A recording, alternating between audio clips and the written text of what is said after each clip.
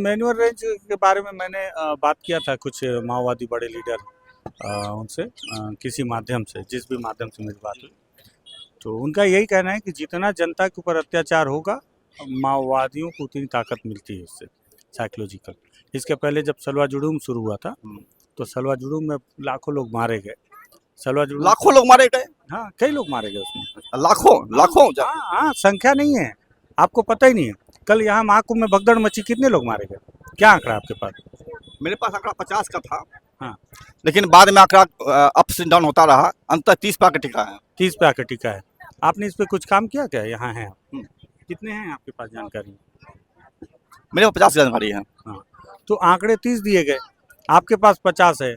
आप जाकर देखेंगे और अगर ग्राउंड पता करेंगे तो आंकड़े आपको और भी ज़्यादा मिल जाएंगे। ठीक है, तो ये बता रहा हूँ कि जितनी दूर से समाचार हम देखते हैं तो उतनी दूर तक उसके जो है छेड़छाड़ होते हैं आंकड़ों के साथ में। ठीक है, तो वहाँ पे जब लोग मारे गए तो लाखों लोग मारे गए। ठीक है, सलवा जुडूम में जिनके आंकड़े ही नहीं, जिनका हिसाब ही नहीं किसी के पास, किसी को पता ही नहीं है कौन कहाँ कितने लोगों को मारकर फेंक दिया गया है, कितने लोग दोनों तरफ से, कितने गांव जला दिए गए। कभी बोलते हैं माओवादियों ने जलाया, कभी बोलते हैं पुलिस ने जलाया, कई लोग, कितने लोग बेघर हो गए। ठीक है, लेकिन उससे एक चीज़ फ़ायदा माओवादियों को मिला कि जब तक सलवा जुडूम नहीं था, शुरू नहीं हुआ था, तब तक माओवादियों के पास अपनी एक कंपनी थी। ठीक है, प्लाटून, जिसका रमन्ना नेतृत्व करता था। लेकिन जब सलवा जुडूम शुरू हुआ उसके बाद ही उन्होंने माओवादियों ने बटालियन तैयार किया। तब उनको बटालियन बनाने के लिए युवा शक्तियाँ मिली, युवा आदिवासी जो तैयार हुए, क्योंकि वो लोग जिनके गांव जला दिए गए उनके सामने दो ही रास्ते थे। आधे सरकार की तरफ आ गए, सलवा जुडूम के जो विस्थापित कैंप हैं जहाँ पे उनकी जीवन काफ़ी नारकी थी, और आधे माओवादियों की तरफ चले गए।